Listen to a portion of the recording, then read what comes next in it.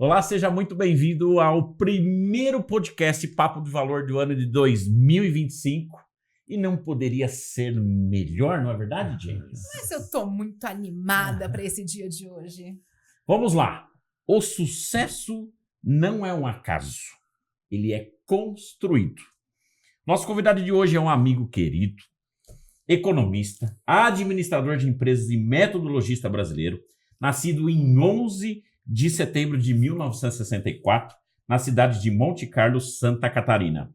É especialista em marketing, arquitetura e gerenciamento de cidades, além de possuir formações em teologia e filosofia. Atualmente é presidente do Mastermind no Brasil e em outros países de língua portuguesa, sendo responsável pela disseminação dos ensinamentos de Napoleão Hill. Olha só, já estou dando spoiler.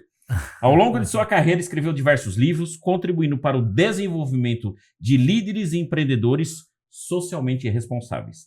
Sob sua liderança, mais de 180 mil líderes foram treinados no Brasil e em Portugal. Valoriza a vida simples do interior, gosta de andar a cavalo, olha só, paraquedismo e mergulho, além de ser um ávido leitor e valorizador da família. Se eu fosse você, eu já começava a seguir esse canal, já enviava esse link para todo mundo, porque o que vem aqui, meus queridos, é ouro, ouro em pó. Exatamente. Seja muito bem-vindo, meu amigo Jamil Albuquerque. Que honra. Muito obrigado por esse carinho, por essa recepção. E por coincidência, em 2024, nós fizemos a primeira gravação também, né? Já temos até um pacto aqui a ser feito já, né?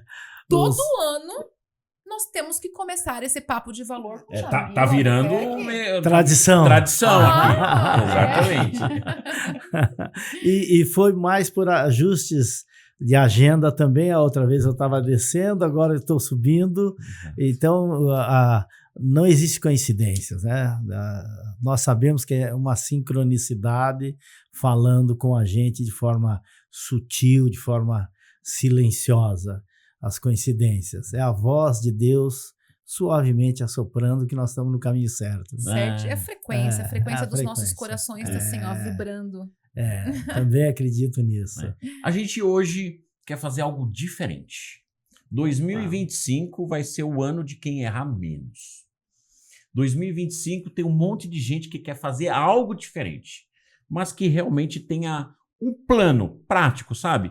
Assim, eu quero ter mais prosperidade, eu quero ter mais abundância na vida dos negócios, mas eu não tenho dinheiro para fazer um curso, uma mentoria ou participar de um ecossistema. Eu falei assim, Jamil, a gente precisa elaborar um passo a passo aqui para as pessoas realmente guiarem e falar assim, não, eu vou seguir isso à risca, então papel e caneta na mão, porque hoje a minha função e a sua função é sugar todo o conhecimento desse homem.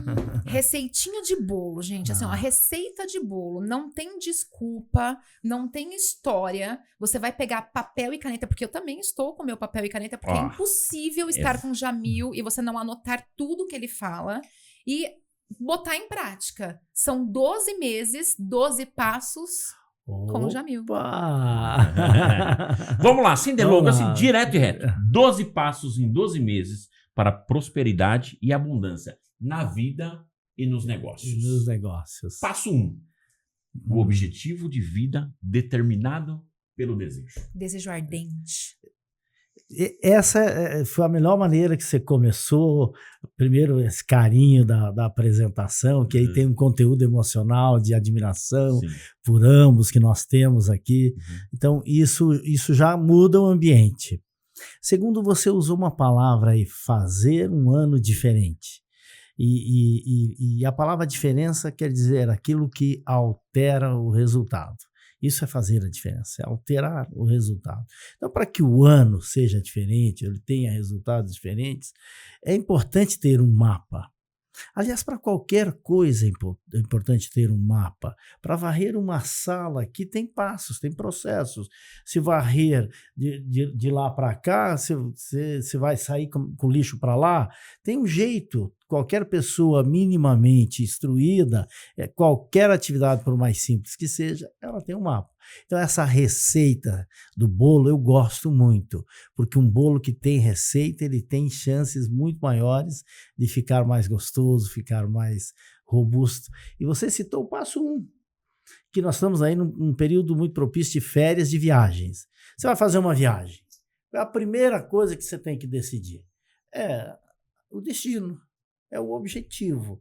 Então, o passo 1 realmente é o objetivo. Não há nenhuma possibilidade de fazer alguma coisa com alto desempenho, com alta performance, com resultados, se não tiver direção. E para ter direção tem que saber onde vai chegar, tem que saber o objetivo. E tem que ter no meio disso um desejo. A vida sem paixão é como uma flor sem perfume. Ela não tem a mesma beleza que ela deveria ter. Claro que tem a vida, que é muito, mas se ela tiver paixão, é um tempero. E a paixão move esse desejo ardente a ponto de fazer tremer internamente. Quando a pessoa está apaixonada, parece que os guerreais da alma vibram quando a gente pensa na outra pessoa, no objeto do desejo. Aquilo vem à imagem, a gente quase sente a presença da outra pessoa.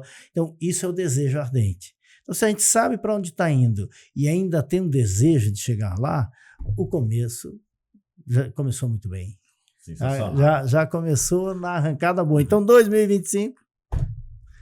primeiro passo da jornada, da caminhada, porque a grandiosidade está no primeiro passo. Por que o primeiro passo é o mais importante? A gente ouve tanto e reproduz com muita propriedade aquela frase de Lao Tse, uma caminhada de 1000 quilômetros começa com o primeiro passo. Por que ele é importantíssimo? Porque ele vence o maior de todos os medos, que é o medo de nunca começar. Vence a maior distância que existe, que é entre a cabeça e o coração. Então, ele dá o início, e aí começa a ação. Tem poder quem age. Tem poder quem age. Sensacional. Não é também só o que você quer, mas é o quanto de verdade eu quero.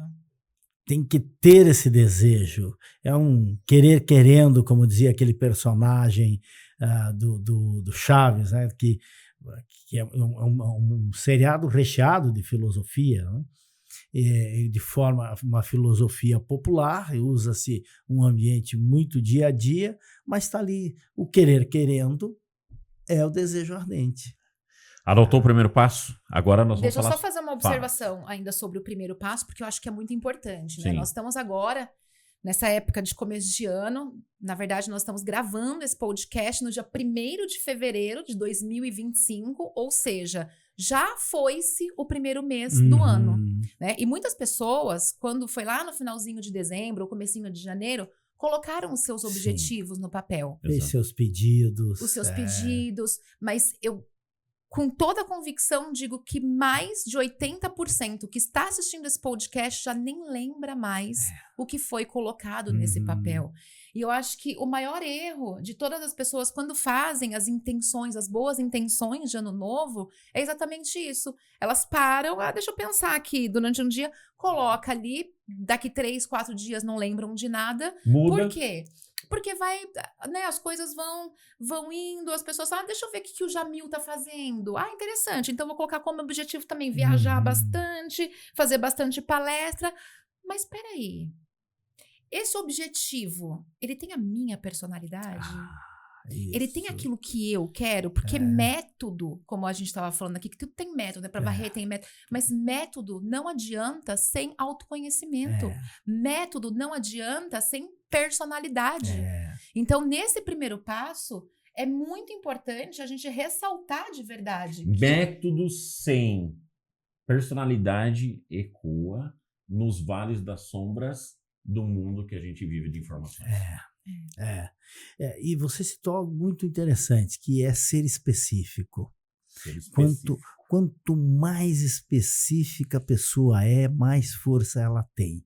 Clareza te dá força. Você é forte. Então, isso que você falou de janeiro, já passamos um mês. Sim, mas janeiro ele é um mês diferente.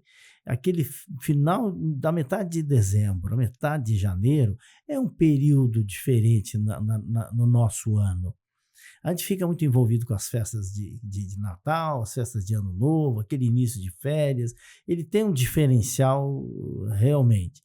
Então, começou, mas na nossa cabeça tem os sonhos, tem as expectativas. Como é que transforma uma expectativa num objetivo? Quando escreve. Aí se passa a ter um mapa. Quando é específico, se coloca ali, ok, o que eu quero aqui, meu objetivo, o que é? Trocar o carro, me casar, comprar uma casa, estudar uma nova língua, fazer uma viagem para o exterior. Quanto mais específico for, mais força se tem na caminhada. É como colocar um combustível de boa qualidade no tanque no início da viagem. Perfeito, perfeito. Porque nada adianta, né? Eu entrar no carro, ligar lá meu Waze, só ligar o Waze e não colocar o destino. Eu vou ficar dando voltas. E isso não tem nada a ver sobre o Waze. Segundo passo, e para mim esse daqui é um dos mais importantes, autoconfiança. Uau. Porque a confiança é saber lidar com seus medos internos. A gente não consegue lidar com o externo se primeiro não dominou o interno. Então não existe essa possibilidade. Primeiro precisa mexer internamente, se não abrir essa janela do autoconhecimento para refletir, para parar e se observar e saber quais são as suas feridas mortais que todos nós temos. O que é que me trava? É o medo da pobreza? É um complexo de inferioridade? É uma ferida emocional de algo que um dia meu pai falou, minha mãe falou, um irmão falou, um bullying que fizeram, uma situação em que eu me sinto inferior, dada a condição financeira, o fato de ter nascido numa situação adversa de vida, porque isso vão fazendo feridas emocionais muito grandes. E aí surgem os medos.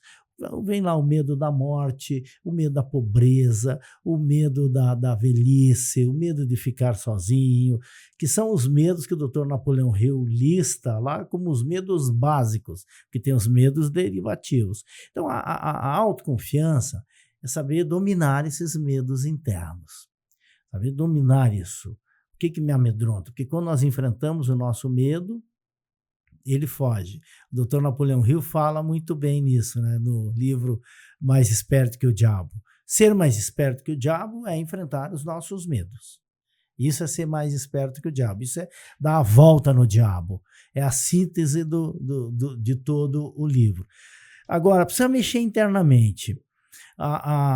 Tem uma máxima que eu vi sobre Beethoven que dizia o seguinte: se você pegar e contratar o Beethoven para tocar numa festa lá na sua casa, um sarau, ele é o melhor de todos, né? Ele é o pianista dos pianistas. Mas ele diz, eu só toco no meu instrumento, só toco no meu piano. Bom, então manda buscar o piano do Beethoven, manda lá pegar. No caminho dá um solavanco, o caminhão bate, estraga o piano. E ele diz, não, eu só toco no meu piano. Aí pega o piano lá e dá uma arrematada, uma tecla, arruma, faz uma, como se diz na gíria coloquial, uma garibada, traz lá o piano desafinado.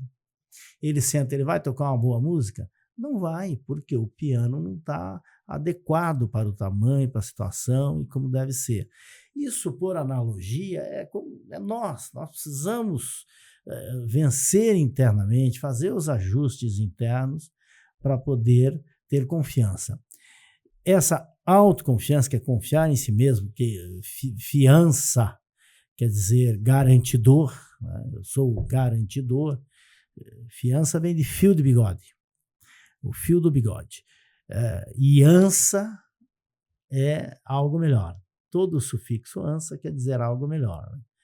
liderança é melhor caminho, criança é criar algo melhor, esperança, esperar algo melhor. Sempre que uma palavra tem o sufixo ança, quer dizer algo melhor. Então, fiança é um fio de bigode de melhor qualidade. Por isso que lá no passado, há séculos atrás, mulheres e crianças não podiam ser fiadores. Então, até hoje ainda existe, meu pai falava muito isso, é no fio do bigode, como uma forma de dizer, o Walter Mercado dizia, la garantia sou eu. Eu sou a garantia, eu sou meu garantidor. E a palavra confiança, ela é o cimento invisível das relações humanas, das relações empresariais, das relações entre países. Então, é um intangível essencial que permeia toda a estrutura dos relacionamentos. Então, quer ter um ano diferente, quer ter um ano acima da média, um ano com prosperidade e abundância, precisa trabalhar durante o ano isso. Faz a lista dos seus medos, o que eu vou enfrentar, como é que faz um comparativo de idade e de historicidade. Ok, tenho medo da morte. Bom, deixa eu ver. Quem morre é o imposto mais pesado da vida, é isso. A morte é o imposto mais pesado da vida. Mas é o mais justo que existe, porque todos pagam igual, desde o mais pobre quanto o mais rico. Então, é a certeza absoluta. Então, como é a certeza absoluta, desfruta da caminhada. Ok? Como é que eu vou ser do lado de lá? Não é só olhar o que plantou aqui. Plantou coisa boa do lado de lá, porque a consciência não morre. Morre o corpo, mas a consciência não. Vai colher bom. Então, cuida do que está plantando. Medo da pobreza. Você conhece alguém que ficou pobre, que era pobre e que sobreviveu? Bastante. Muitos. Então, ok. Se os outros sobreviveram, eu também posso sobreviver. Vai traçando os medos e vai fazendo paralelos. Medo da doença. Conhece alguém que adoeceu e que se curou? Conheço. Conhece alguém que adoeceu e conviveu com a doença? Conheço. Bom, então eu também posso. Você vai pegando os medos e destrinchando ele. Vai destrinchando o medo e aí tudo que a gente conhece lida melhor, né? Com certeza. Lida melhor.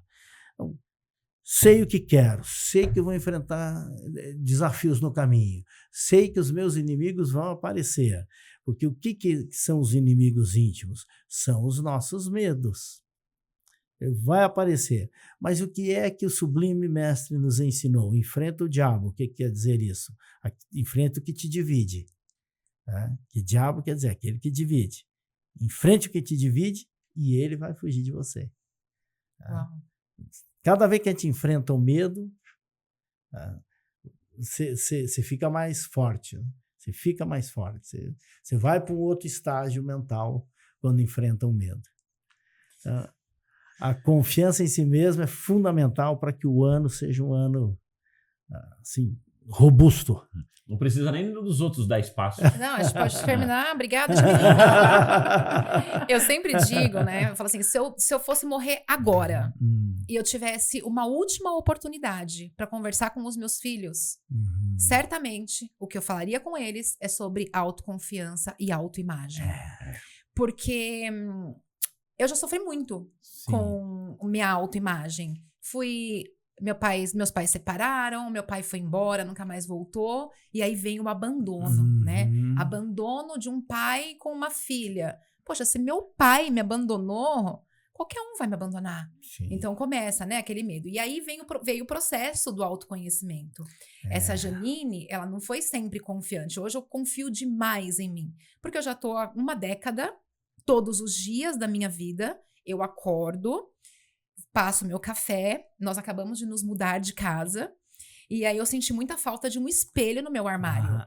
Então, todos os dias, entre 4h30 e 5 horas da manhã, quando eu acordo, e eu passo meu café, na hora que eu coloco a água ali no coador, eu me abaixo, olho pro espelho e começo, maravilhosa, linda, você eu começo a me reprogramar a minha autoimagem. Sim. E neste momento, eu olho no fundo dos meus olhos, eu acredito imensamente no que eu estou falando, e eu ensino as minhas alunas também a fazerem esse processo. Os meus filhos, nós vamos para a escola todos os dias de manhã, e aí repete com a mamãe, eu sou incrível, eu enfrento os meus medos, e aí nós vamos trabalhando essa questão da autoimagem, porque eu acho que é a coisa mais importante que tem, principalmente nesses tempos que nós estamos vivendo, de telas, onde filtros, onde tem inteligência artificial, onde você olha todo mundo lindo, todo mundo maravilhoso, e aí você se olha no espelho e fala, Jesus amado, quem sou eu, né? E aí quando a gente trabalha a nossa autoimagem, a nossa autoconfiança, a gente entende que, poxa, todos nós, né, fomos feitos, Deus colocou cada um de nós aqui para isso. E o nosso maior trabalho, com certeza, é enxergar aquilo que a gente vê no espelho. E isso que você falou sobre olhar no espelho e trabalhar a autoimagem é o alimento da autoestima. Porque a autoestima é você amar a si mesmo. Porque o ser humano só tem 2 sentimentos na vida. É o amor e a busca pelo amor. Uau. Porque se nós não temos o amor, nós ficamos andando procurando o amor. O que é um acesso de raiva, se não um grito de desespero, Miami? Então, nós queremos muito sermos. Repete de novo. Porque nós buscamos só os 2 sentimentos. Nós temos amor ou a busca pelo amor. Mas como assim? Porque no momento de raiva, explosões de raiva que se tem numa hora de um relacionamento e tudo, a gente vai olhar, é um grito de desespero em busca de amor. Eu quero esse amor. Eu preciso desse amor. E o que é o amor? O amor é cuidado. Nós gostamos de ser cuidado. Amor é a atenção. E amor é proteção. Nós queremos, por algum motivo, isso me foi negado, você citou esse exemplo do pai, ou uma palavra que foi dita, ou em algum momento eu me senti trocado por algo, tal. Eu não tive a atenção que eu julgava merecer ter. E aí que nós construímos dentro de nós, a partir daquela história que a gente conta para nós mesmos, que não é o que acontece, é a história que nós contamos para nós mesmos, com aquilo que acontece. E aí vamos criando a nossa narrativa interna. E depois, para compensar na vida adulta, a gente vai fazendo coisas que compensem aquele vazio. Alguns vão buscar em prazeres imediatos, como a droga, o jogo e tantos outros vícios. Pornografia, que está um absurdo. Que é uma loucura, porque está um acesso muito fácil, né? E tudo que é fácil, ele vicia rápido, né? A dopamina e fácil acesso. Dopamina, fácil acesso. Dopamina, fácil acesso. Você quer aquilo e inventa o vício. E o vício é a avenida trágica que vai te conduzir à tragédia, né? Então, essa busca que nós vamos tentando ao longo da vida encontrar, se nós não redirecionarmos isso, não ressignificarmos isso, chega lá na frente, na vida adulta, muito machucado, muito atropelado, cai num vazio. É por isso que tem a famosa crise dos 40. Que ela a vida é isso. Aí você cai no vazio. Se não souber ressignificar aqui. Então, isso que você ensina para os seus filhos é maravilhoso, porque você vai retroalimentando o nosso inconsciente com a autoestima, encharcando de autoestima. Eu me amo. Isso vem vindo, vai repercutindo. Eu posso. Essas palavras de afirmação são proteínas emocionais extraordinárias pela manhã. São mantras, né? Mantras são maneiras de transformar a mente, né? Ressignificar e reconstruir a mente. E você citou aqui, né, que todo ser humano busca cuidado, atenção e proteção.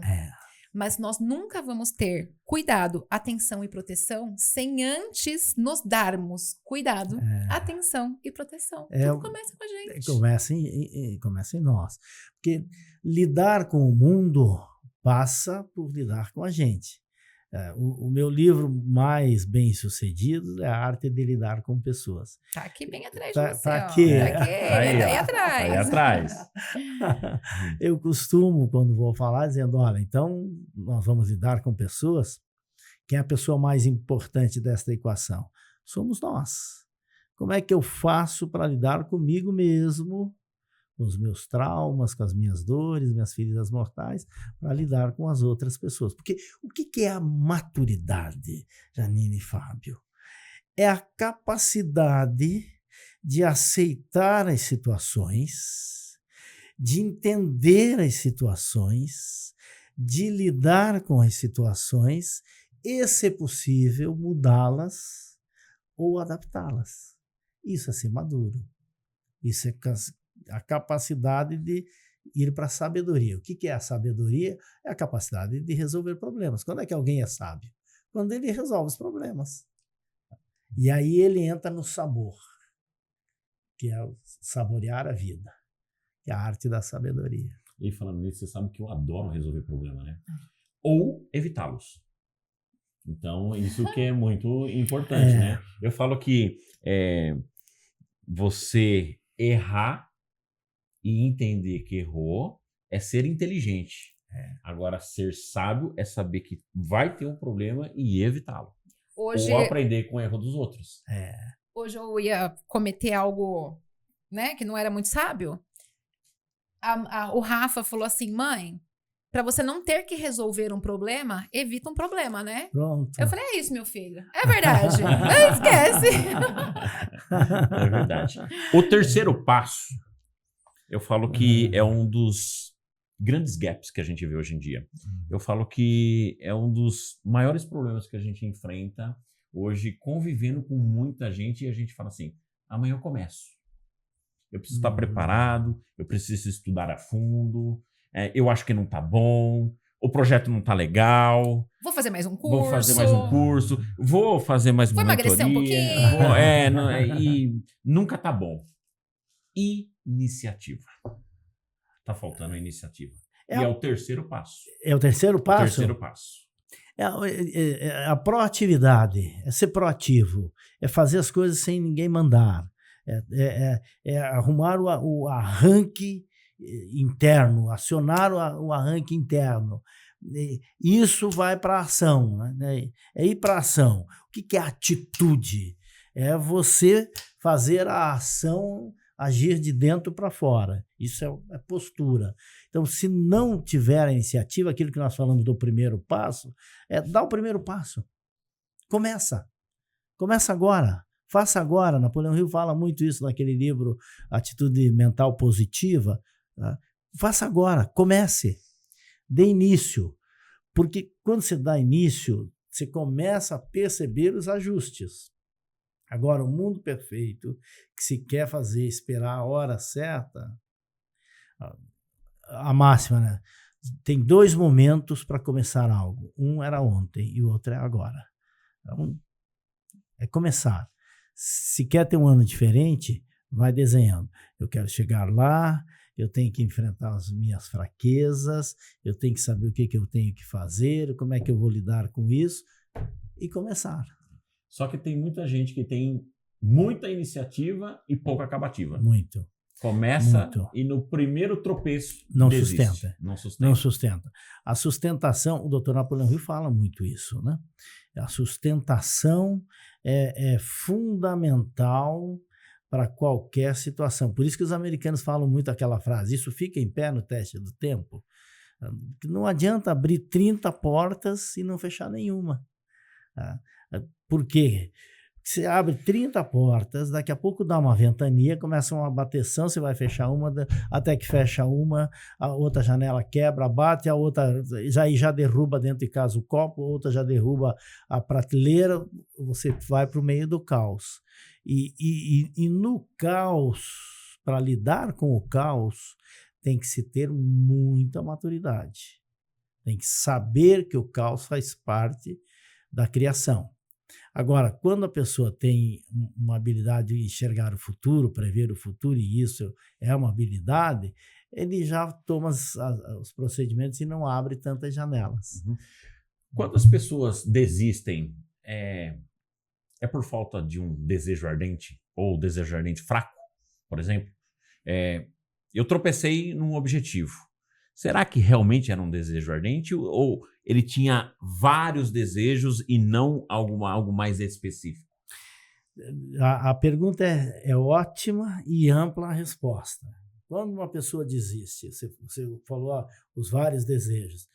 Por que o povo de Israel ficou 40 anos no deserto e se tivesse um GPS dá para fazer em 3 meses aquele trajeto?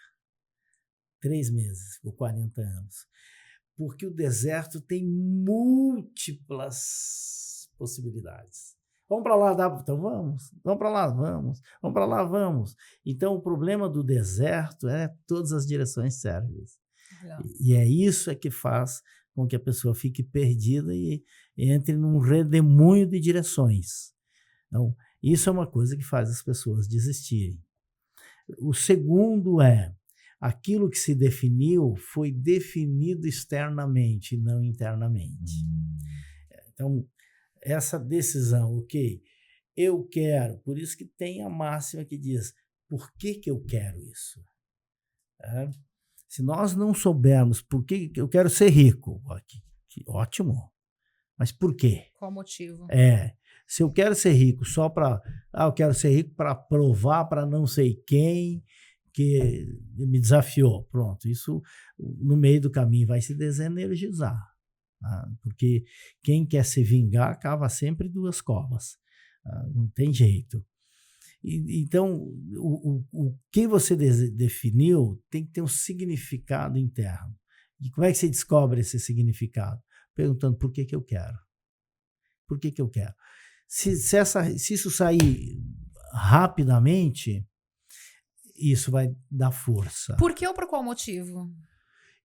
Que está muito próximo às respostas, porque são aquelas respostas que elas têm sutileza e pela proximidade que tem. Então, o porquê, ele é a razão. Tá. O por qual motivo é o que eu vou fazer quando eu chegar lá. Sensacional. É o que me move externamente. Então, eu quero ficar rico, ótimo. Eu quero ficar rico por quê? Porque eu quero ter a segurança da receita, eu quero poder contribuir com situações, eu quero contribuir mais com a sociedade, eu quero gerar mais emprego. Por que eu quero isso? Né? Então, isso fica mais forte. O mais importante de tudo a jornada vai ser boa.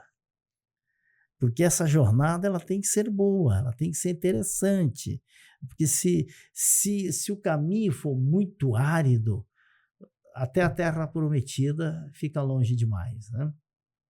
Então, essa jornada precisa ser bem acompanhada, bem desfrutada. Uhum.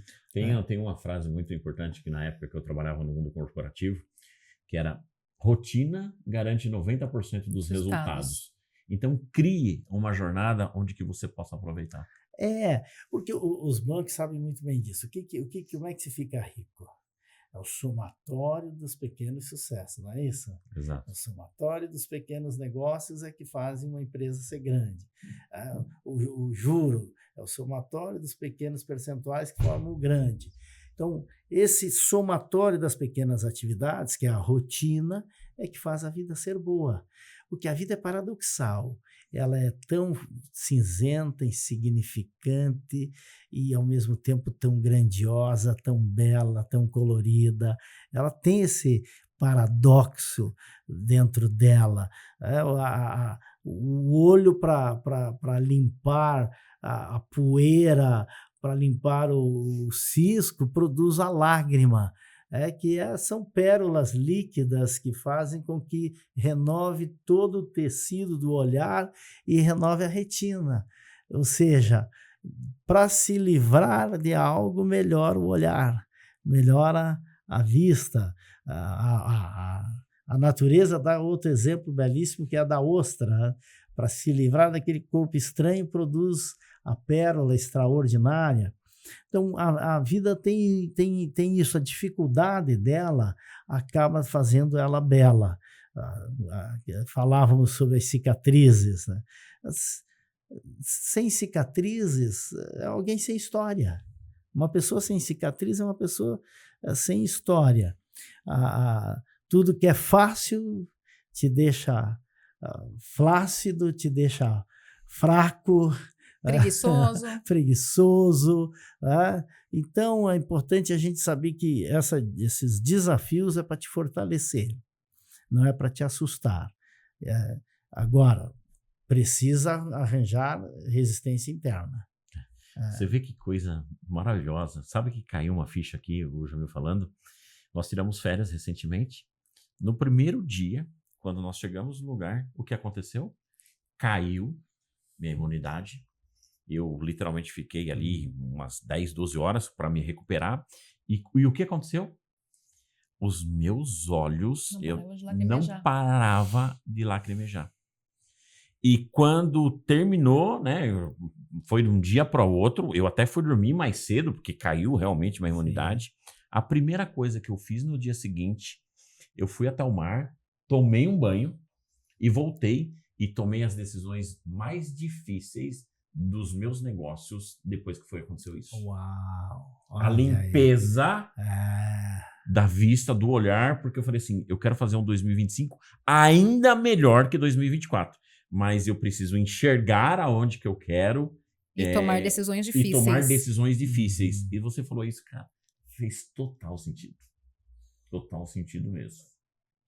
Isso a gente vai pro quarto passo. E só esses 3 passos já deu para entender completamente por qual motivo começa e para. Por quê? Primeiro, começa porque não tem um objetivo definido, claro. Às vezes tem até um objetivo, mas o objetivo não é dela. Mas ele é mais expectativa, às vezes, do que um objetivo, né? E trazendo para esse mundo de internet que a gente está vivendo agora, muitas pessoas querem o que nem é delas, né, Jamil? Querem o que é do outro.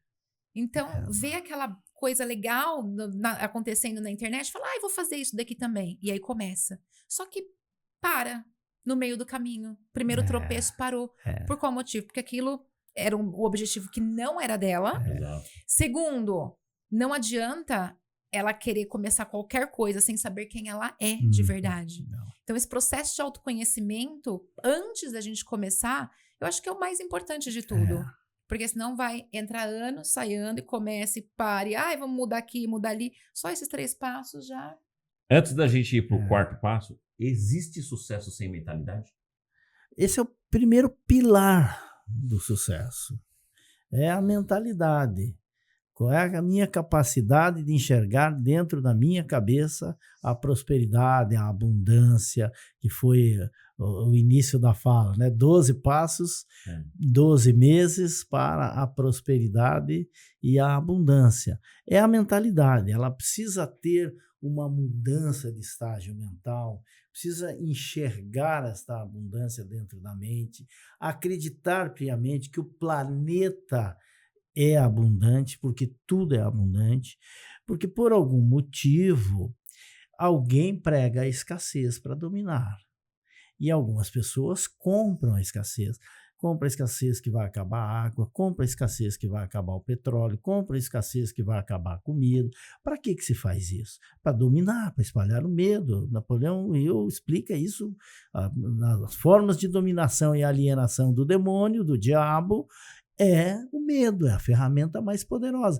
Eu vi agora, não sei aonde, aí, claro que foi na internet, que dizendo que tem um vírus que está vindo da China, que é tão forte quanto a Covid. Nós já enfrentamos a Covid, nós enfrentamos qualquer coisa. O ano vai ter crise, se tiver crise, vai encontrar em nós resistência. Boa. Pronto. Vamos lutar com a crise. Eu tenho 60 anos, vou para 61 anos.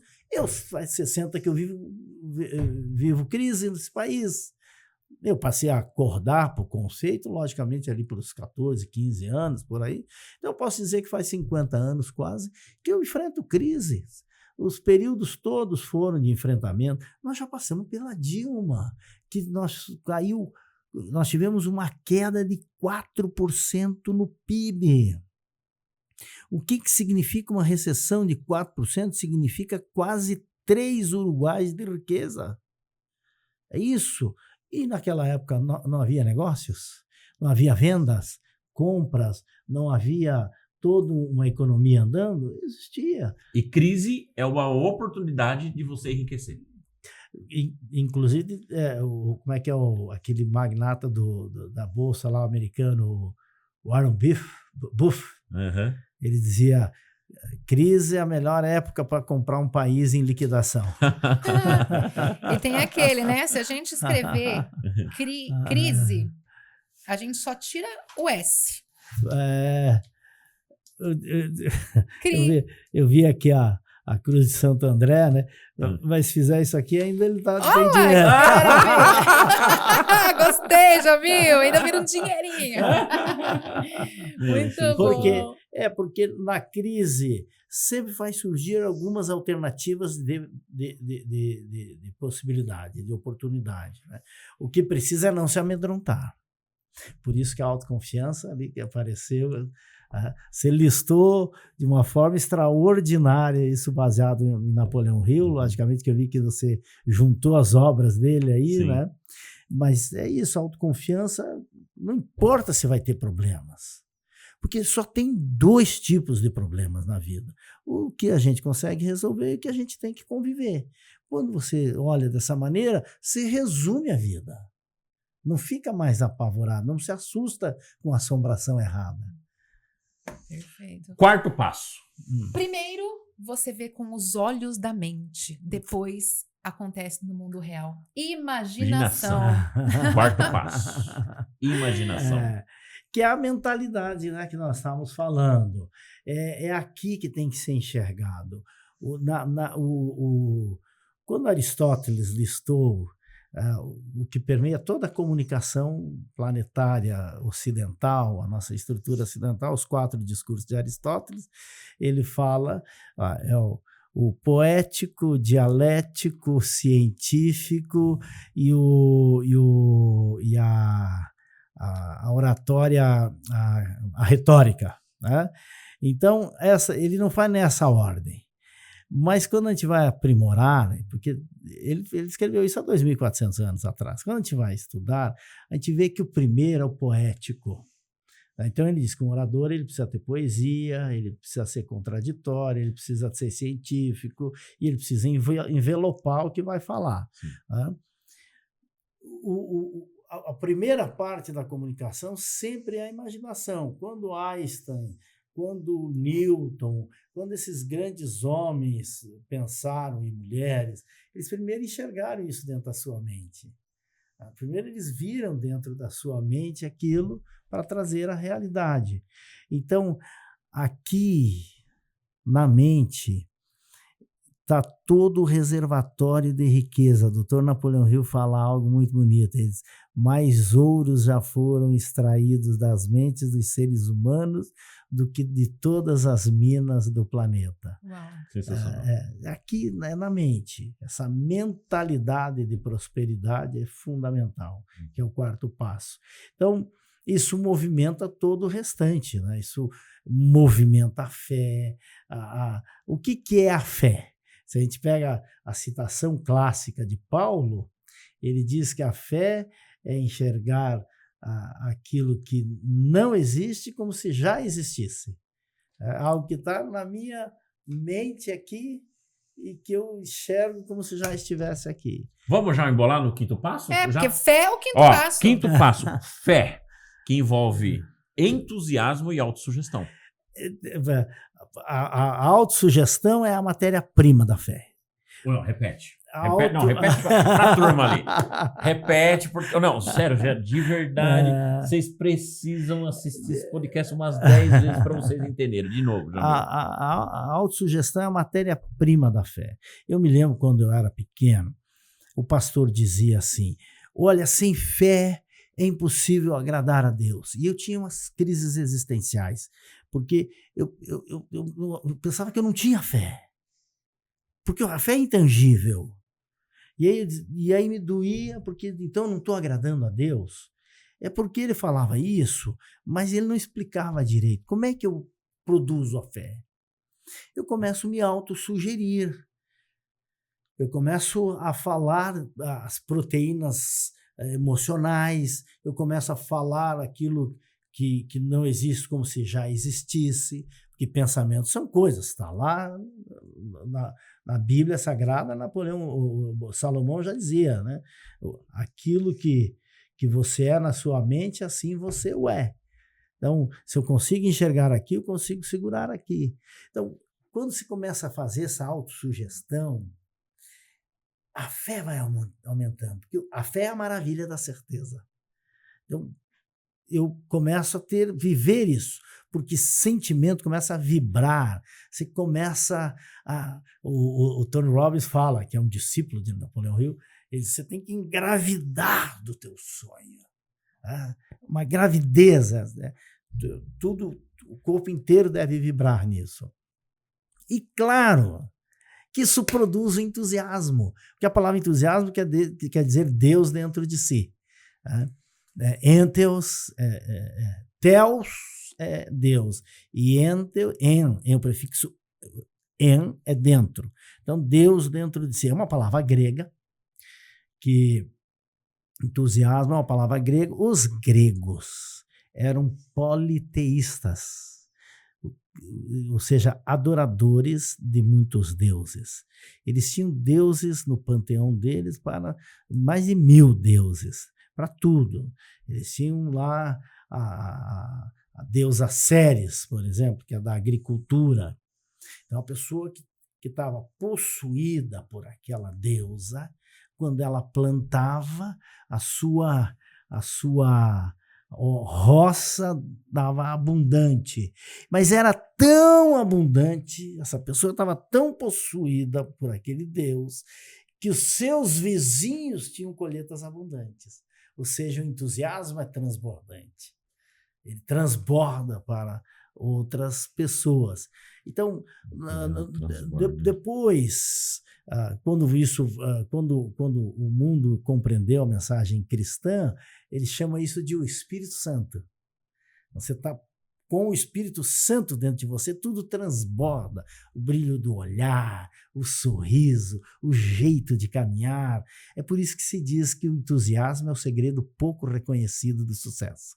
Se tu pega uma avenida aqui, você coloca aqui 2 comércios que vendem a mesma coisa, passa 5 anos depois, um prosperou, outro estagnou. Tu entra, tu vai ver, vai perguntar o que aconteceu. Você vai ver que o que te recebe sorrindo, o que tem esperança, o que te chama pelo nome, o que tem alegria de viver, esse vai para frente. O outro parece que vai perdendo energia. Vai perdendo a energia, vai ficando cinzento. Então, o entusiasmo é verdadeiramente aquilo que não se consegue medir, mas consegue se perceber. Napoleão Hill fala, né, que entusiasmo é a maior força da nossa alma. Quem a possui jamais conhecerá o fracasso. Sensacional. E é desafiador o entusiasmo hoje. Nós temos que tomar até cuidado com o entusiasmo, porque as pessoas não estão prontas para uma pessoa entusiasmada. Elas se assustam. Elas se assustam. Elas se assustam. Claro que quando nós falamos aqui sobre a origem, se estar possuído por um Deus, é simbólico, no sentido de ter essa força interior. Aliás, a palavra Deus quer dizer força, né? Uma palavra genérica, né? Então, você está possuído por essa força interior, essa força da alma, essa força intensa. E isso muda qualquer quadro. É muito melhor se relacionar com alguém que tem vontade de viver. Porque a vida tem isso, né? Ela gosta de quem gosta dela. Exatamente. Ela retribui. Ela dá de volta para a pessoa que gosta. É por isso que tem a máxima que Deus não tem os escolhidos. Tem as pessoas que despertam. Existem os despertos. E a pessoa que desperta, ela começa a enxergar. Sensacional. Chegamos na metade dos 12 passos. Opa. E o 6º passo, na minha opinião, depois de autoconfiança, é o que mais falta para as pessoas de hoje em dia. Ação. Ação é colocar pernas nas palavras. Isso é ação. Só se produz mudança com ação. Não existe mudança sem ação. Não há possibilidade. Então, a ação é aquilo que traz as coisas para o mundo da matéria. É o que traz a luz para a argila. Isso é a ação. É a canalização que faz acontecer. É o agir. Aquilo que já falamos. Tem poder quem age. Eu perguntei, quando eu fui reescrever a Lei do Triunfo, na verdade eu não reescrevi a Lei do Triunfo, eu escrevi um livro sobre a Lei do Triunfo, eu e mais 2 coautores, que eu gosto muito de coautorias, de trabalhar em comunidades. Nós perguntamos, qual o segredo do seu sucesso? Distribuímos 15 mil formulários no Brasil. E recebemos mais de 50% de retorno. Houve um recall muito grande para nós. E eram só 3 perguntas. O que se 100 anos depois ainda valia a teoria, se, segundo, o que atribuía o segredo do seu sucesso e que conselhos daria para a nova geração. A ideia de deixar um legado. Sim. Eu perguntava, qual é o segredo do seu sucesso? Assim, um percentual muito alto. Eu respondo, não sei, eu apenas comecei. Eu fiz. Apenas faça. Né? Então, a ação, ela dá muito poder. É a única coisa que produz verdadeiramente mudanças, é a ação. Todo mundo fala assim, nossa, qual que é meu propósito de vida? E as pessoas ficam perdendo muito tempo, mas a gente entende que o propósito, ele só vem quando você começa a agir. Exato, e é aquela tal coisa, né? Fazer o que eu posso com os recursos que eu tenho. Simples assim, é o arroz com feijão bem feitinho, assim, ó. Faça o básico. Básico Faz bem o feito. básico, Funciona. faz o básico. Que aí depois dá para fazer alguma outra coisa para ir melhorando o básico. Faz o básico. Eu me lembro muito, tinha um cozinheiro francês que mora aqui no Brasil, acho que é Jean Guillet. Ele tinha um Fusquinha. E era tinha um programa na Rede Globo, desses canais da Globo, eu não sei se é GNT. Aí ele pegava o Fusca Azul e saía pelo país e procurando quem fritava bem um ovo. E aí ele fazia um programa, porque a tese dele é que quem frita bem um ovo faz qualquer comida, qualquer prato sofisticado. E é uma verdade. Né? Uhum. Então faz bem feito, faz o básico, faça acontecer, porque aí o restante vai se acrescentando ao longo da jornada. Agora, Fábio, você citou o propósito. E por que as pessoas têm essa dúvida? Porque é o paradoxo de quem nasceu primeiro, o ovo ou a galinha. Tá? Aí nasce a teoria da pré-existência. Né? Por isso que a teoria do Big Bang não fecha a conta nunca. Uhum. Big Bang, o ovo cósmico que explodiu. Maravilha, isso tem lógica científica. Tá, mas e aí? Quem é que criou o ovo? Uhum. Então, é a teoria da pré-existência. Uhum. Tá? Mas, nesse caso, dá para definir a pré-existência. Para definir o propósito, antes definir o objetivo. Embora o objetivo seja externo, se você define o objetivo, ele te ajuda a construir internamente o propósito. E aí sim você vai ajustando. Como é que define seus objetivos? Depende de que fase você está na tua vida, né? Depende da fase, porque uma coisa é definir um objetivo na adolescência, outro depois que tu já é um adulto, outra depois que você já está lá na terceira fase da sua vida, indo para a terceira fase. Então, depende da fase. Mas, basicamente, ela deve ter 3 ingredientes interessantes do objetivo. Primeiro, que tem uma certa vocação. Assim, aquilo que de alguma maneira você sente que leva jeito para fazer. Né? O talento. O talento é algo que ele é aprimorado. Né? Mas a vocação é como voz, né? A vocação é uma chamada interna, a voz interior, né? A vocação é uma voz interior. Mas é um certo chamado, a gente traduz como chamado, né? Você tem um chamado. Então, isso é a vocação. E tu olha e diz, isso aqui, isso me agrada. Isso me agrada. Segunda pergunta é, isso aqui dá dinheiro? Porque se também não pagar a conta, faça isso como um hobby. Né? Você tem que pagar a conta. As pessoas não se perdem aí? A probabilidade de se perderem. Meu propósito de vida é ajudar as pessoas. É muito vago. Mas muito. É muito vago. Então muito a gente vago. vê que tem muita gente se perdendo no meio do caminho com isso. E aí cai naquela crença, naquele impacto sobre o dinheiro. Exato. E alguns, inclusive, sentem-se culpados por receberem, sente internamente, né? A investigação ali com o Imperador, lembra daquele jogador de futebol, Imperador? O Adriano Imperador.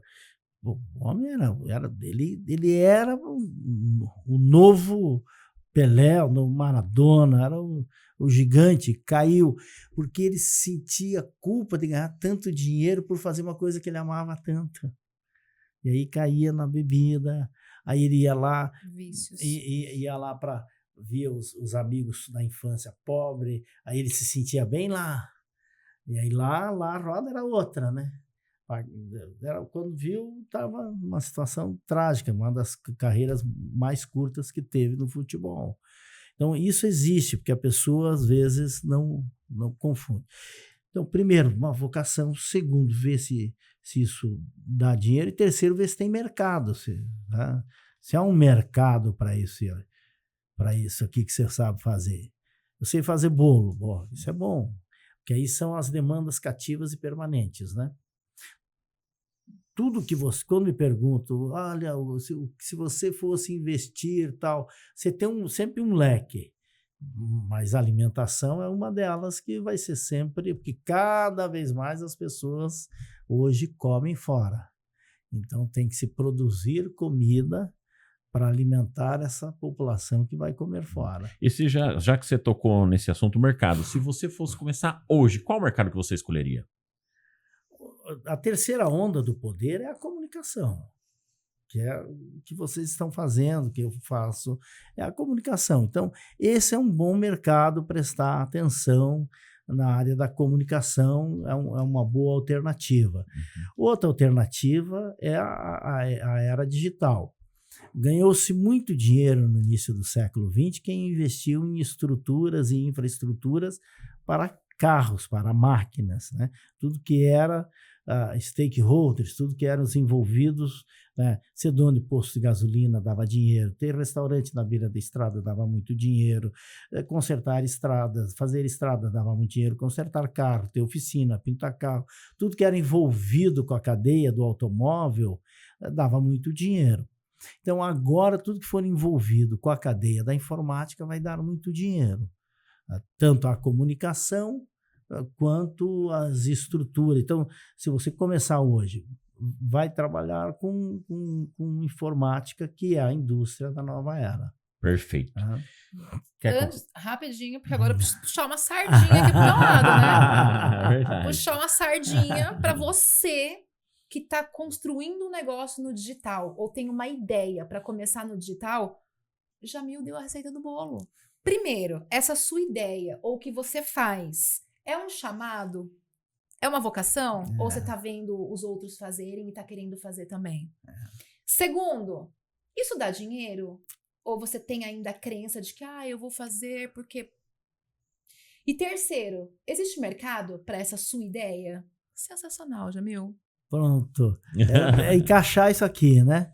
E saber lidar com o dinheiro, porque o dinheiro é a seiva do mundo material. Nós falamos de fé. A fé é a seiva do mundo espiritual. Então, saber que precisa de dinheiro para fazer é a invenção, fazer as coisas acontecerem. É a invenção mais paradoxal que existe, que sem o dinheiro nós não tínhamos organizado a humanidade. Ela é maravilhosa. E só para fechar esse meu raciocínio que eu falei aqui agora, e aí você perguntou pro Jamil. Jamil, se você fosse começar hoje, por onde você começaria? Criatura amada da minha vida, presta atenção nisso daqui que eu vou te falar agora. Comunicação e digital. Pronto. Posso acrescentar ao mercado? Claro. Deve. Desenvolvimento humano. Mentalidade. Sim. Eu acho que a gente vive hoje um overload de informações. As pessoas confundem sucesso com ganhar dinheiro. E a gente percebe que a gente está inserido nesse mercado, que muita gente chega, ganha esse dinheiro, mas não tem a mentalidade de administrar conflitos, ou começa a cair, ou some. Aí entra burnout, síndrome do pânico, não sei quem eu sou, porque eu tô aqui, qual é o meu propósito. Eu falo que o mercado gigantesco, e isso tem a ver com o 7º passo, é autocontrole, aprender com os erros.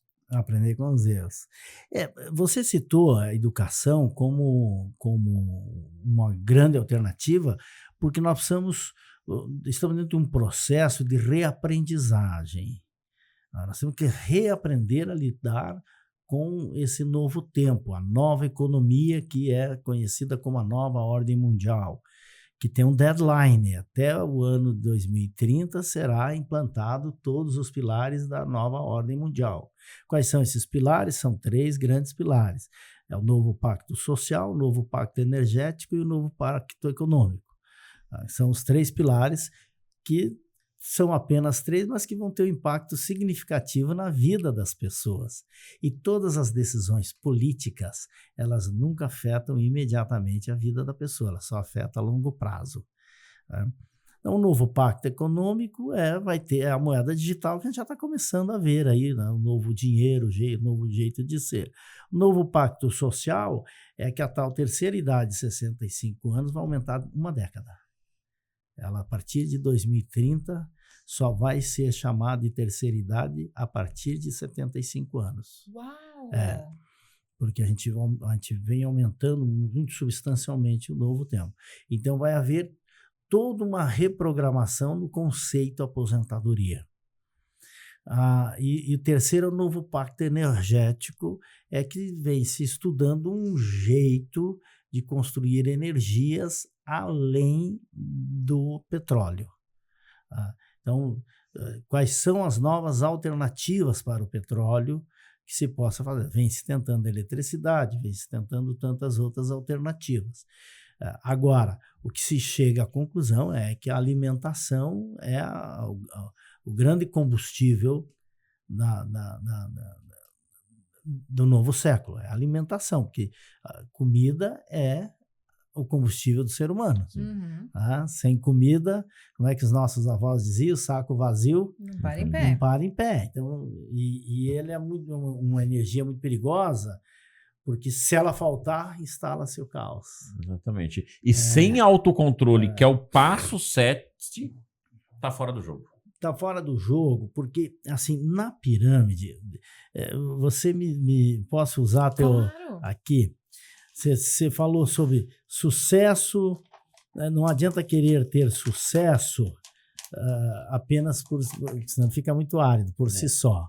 O líder ele precisa saber lidar com algumas situações. Então, no pacto, quando você vai subindo na hierarquia social, você vai subindo, quando você chega aqui, novos comportamentos são necessários, porque aqui no topo tem pouco espaço a chegar aqui. Aqui estão as grandes decisões, o poder. E qual é o comportamento mais exigido aqui? A capacidade de engolir a raiva. Uau! Capacidade de engolir a raiva. Você saber, porque se a pessoa solta a tampa muito fácil, explode com facilidade, dá chilique, o poder não pode conviver com chiliques. nem com destemperos, né? Porque todo poder tem seus segredos. E qualquer núcleo tem poder. Uma família não tem um poder? E uma família não tem seus segredos? Sim. Se um membro da família é destemperado e expõe a família, isso é ruim para a família. A própria família, às vezes, tem vontade de excluí-lo. Né? Vai aumentando o tamanho numa empresa, numa instituição, você vai tendo. Então, aqui é o autocontrole, a qualidade, o comportamento mais importante para segurar a grandeza. É o mais importante, que é a capacidade de segurar o baque, levar a pancada, respirar e saber sair do lado de lá maior. Saber sair do lado de lá maior. E isso requer uma experiência, um conhecimento, para a gente poder saber lidar com isso. Então, para que o ano seja diferente, porque nós temos um mapa, o nosso objetivo principal bem definido desse nosso podcast para que o ano seja diferente. Então, no meio disso vai levar pancada. Não tem nenhum jeito de você crescer sem ser atacado. Não existe nenhuma possibilidade de você ser líder sem ser atacado. Não há jeito. Você vai atrair inveja. Tá? Lembra quando Davi foi ungido rei, ele atraiu o quê? A raiva, a inveja e o ataque do rei Saul. Ele teve que se esconder, ele teve que fugir, porque a grandeza atrai adversários. Então, precisa ter autocontrole para poder saber enfrentar esses desafios. Então, essa jornada aqui, quando se não estiverem te atacando, você não está sendo relevante. Repete. Se não estiverem te atacando, você não está sendo relevante. Importante ter clareza disso. Quando tiverem, veja bem, tem alguém que não gosta de você, começa a falar mal de você. Ele procura quem? Quem não gosta de você. Não é isso? Para falar mal de você. Que também sabe de alguém que fala mal de você. E forma um pequeno núcleo para falar mal de você. Eles não são amigos. E eles nem se gostam e nem têm bem-querer ali. Eles só têm algo em comum, a não gostar de você e te atacar. Veja como você é importante. Você deu sentido na vida deles. Você deu para eles um motivo para eles se unirem, se reunirem. Então, até sendo atacado, você está contribuindo. O sucesso é solitário. O sucesso, ele é solitário. Ele vai, em alguns momentos, você terá que tomar decisões solos, que irão ser antipáticas, que irão desagradar, porque a liderança não é um festival de como ser o cara mais legalzinho, a mulher mais legalzinha. Não. É o ato de conduzir para o caminho certo. 8º passo para a prosperidade e abundância na vida e nos negócios. O hábito de dar mais do que receber.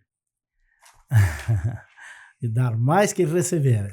Esse é fazer mais que o combinado. Exato. Você citou algo ali antes que eu gostei muito, que é... Pode ser aqui, ó. Não, pode ser legal.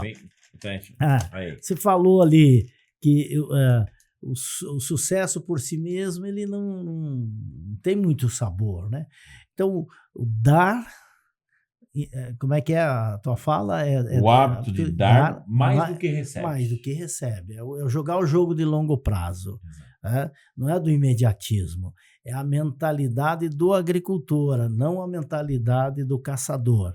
Então, para você vir a ser...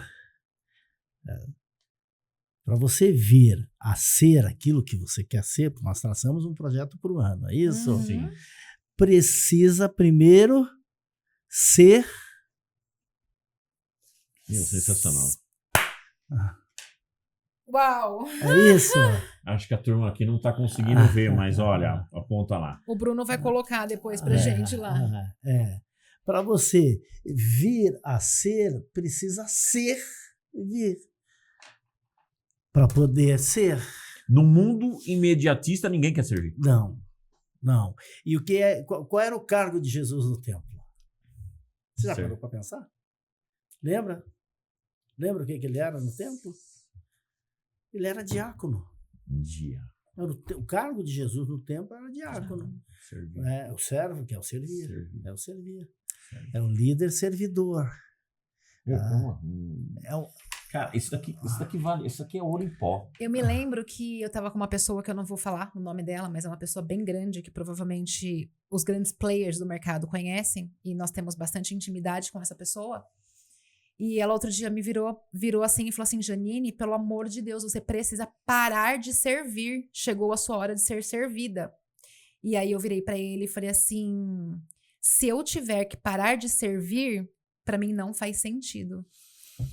Não faz sentido algum? Como assim eu vou parar? E isso hoje explica até a ladeira abaixo que essa pessoa tá vivendo. Porque muitas vezes a pessoa, quando ela ganha os holofotes, muda completamente. Ela só quer ser servida. Ela só quer ser servida. Eu tenho uma loucura por servir, eu tenho uma loucura, nós temos uma loucura por tratar bem as pessoas que estão ao nosso lado, por ser é visível isso em vocês, né? A forma carinhosa, generosa, a forma como que vocês recebem, como são anfitriões. E isso é a beleza da existência.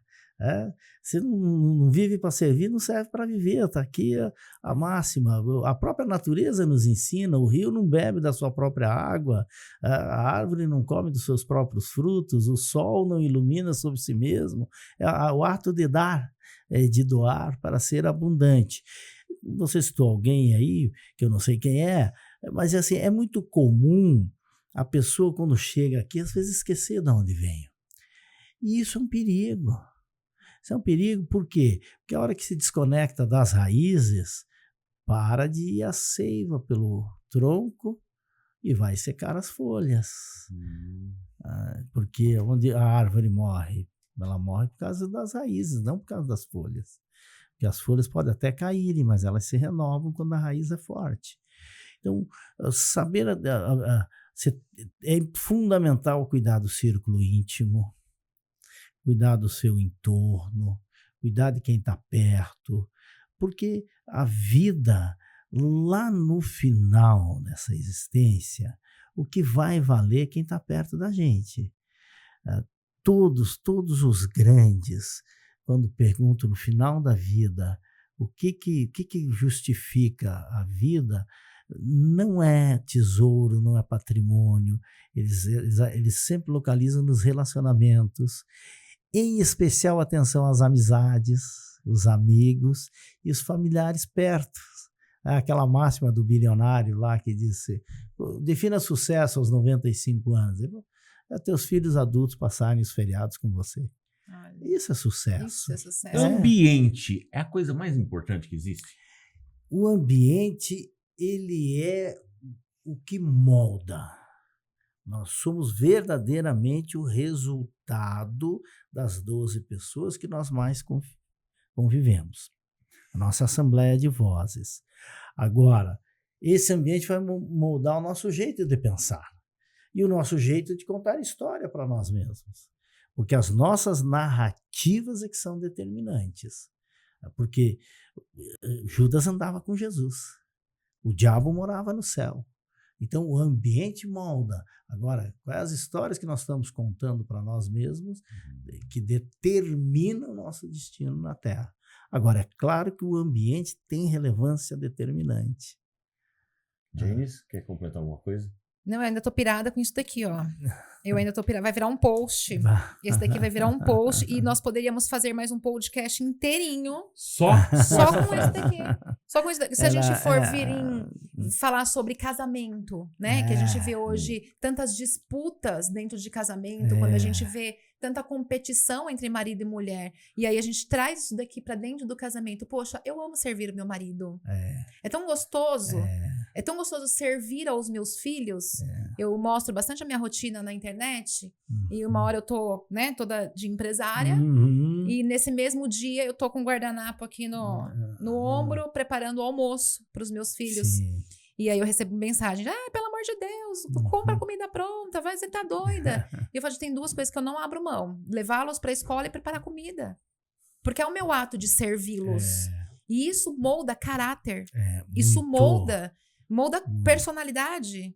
Eles veem o que eu estou fazendo por eles. É tão gostoso. E eu preparo o café da manhã, preparo o almoço, preparo o jantar todos os dias. Todos os dias que eu levanto, eu já tenho o café pronto. Uau, que coisa linda. E isso reflete no meu entusiasmo de servir no meu trabalho e na minha família. Olha que coisa linda. Por isso que o servir ele é tão importante. Não quero nem confete pro meu lado. Não, porque foi muito difícil. Foi desafiador demais eu me tornar esta pessoa, porque eu não era. Mas foi no processo, foi uma construção seguindo exatamente esses passos. Eu precisei... É uma frase muito forte, mas eu gosto de dizer, eu precisei fingir muito para eu poder me tornar. Isso é muito forte. Veja, o fingir vem de sentir. Então, é que existe o fingimento falso e o fingimento profundo e sincero. É o agir, que a ação vai formar o hábito. Uau, você não sabia. Finja até se tornar. Eu vivo falando, finja até se tornar. Isso. Porque aí você atua. É como se estivesse fazendo uma atuação, e isso é uma mimetização. Você mimetiza uma atitude e um hábito que você quer construir em você mesmo, até que o cérebro constrói o caminho neural daquilo que você quer construir em si mesmo. Que agora é uma verdade. Que agora passa a ser uma verdade. Ou seja... coisa que, meu Deus do céu. É bom, porque antes do podcast é que dá para ir aprofundando, né? Um assunto ramifica e a gente aprofunda. Né? E olha o ambiente que a gente escolhe, tá? Isso faz total diferença. As pessoas ainda não têm a consciência de que as pessoas com que você convive te ajudam a ressignificar crenças. A pensar de um jeito diferente e a principal de tudo, a servir. No mundo hoje, onde que as pessoas querem ser servidas o tempo inteiro, porque a rede social te serve o tempo inteiro. E, na verdade, você precisa inverter isso. Você falou uma coisa muito boa, muito boa. Olha só. A gente tá ali sempre gerando conteúdo, Aquilo ali muda a vida das pessoas. Um videozinho pequenininho que a gente coloca ali na internet. Aí, um dia você fala assim, gente, ajuda aí, o algoritmo precisa reconhecer que a gente tá trabalhando. Sim. Dá uma curtidinha nesse post, a pessoa não faz. E aí a gente entende um comportamento por qual motivo muitas pessoas são consumistas de internet e não são produtoras de internet. Porque exatamente elas estão ali para serem servidas e não para servir. Interessante isso. É uma colocação. E caiu a ficha. Faz crescer esse tema nos teus... Eu vou, mas com certeza. By Jamil Albuquerque, que já não sai dos meus conteúdos agora. Nono passo. Personalidade atraente e tolerância. O que é uma personalidade atraente, Jamil? É uma personalidade carismática. O que quer dizer carisma? Carisma quer dizer o dom da graça divina. Por isso que tem um movimento chamado os carismáticos. Então, se é um dom, ele é de graça. Bom, e se ele é um dom, ele é de graça e ele nos é dado, é possível construir? É possível construir. Desde que se saiba qual é os frutos que eu preciso cultivar para ter esse carisma. O Dr. Napoleão Hill aborda muito isso, e que no caminho aqui da nossa jornada a gente vem abordando o olhar nos olhos, o jeito de caminhar, o jeito de cumprimentar, o jeito de ser. Uma pessoa que sabe o que quer, ela é carismática. As pessoas gostam de seguir e elas só seguem quem está indo para algum lugar. Se você tem objetivo, as pessoas te acompanham. Isso é carisma, é o somatório. a pessoa que sabe chamar as outras pessoas pelo nome, e aí vem aquilo, no começo tem que ser um esforço, depois você faz isso com naturalidade. A pessoa que tem um sorriso, é muito melhor você lidar com alguém que sorri quando você chega, que tem um olhar intenso, que tem um olhar de brilho, alguém que se interessa por você. Quando você chega, pergunta da sua família, pergunta dos seus queridos, tudo isso agrega na personalidade agradável e ela vai ficando uma personalidade atraente. Ela vai ficando uma personalidade atraente.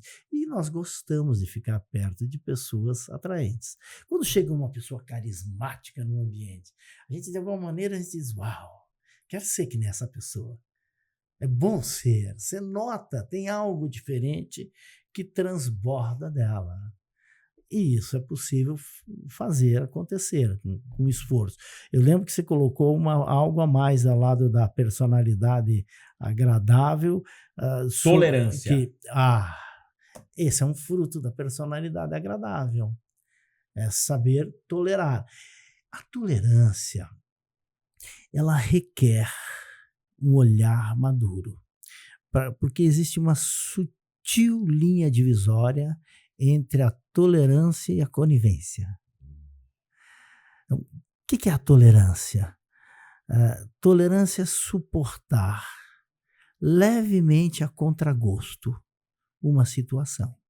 Não é o melhor dos mundos, mas eu não vou agredir por não suportar aquela situação. O exemplo que eu costumo dar é de time de futebol, porque ele é um exemplo divertido, fácil de enxergar e não tem empurrões, não é?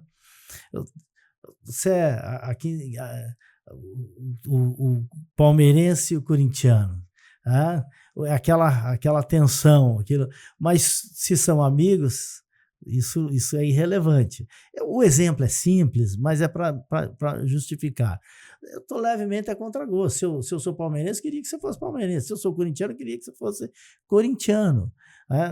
Isso seria o mundo mais legal, o mundo mais ideal. Então, a tolerância é a arte da maturidade, de suportar os diferentes com maturidade. E saber que em algum momento, se aquilo ali passar para o lado dos valores, então, quando é que eu não posso ser conivente? É quando afeta os valores.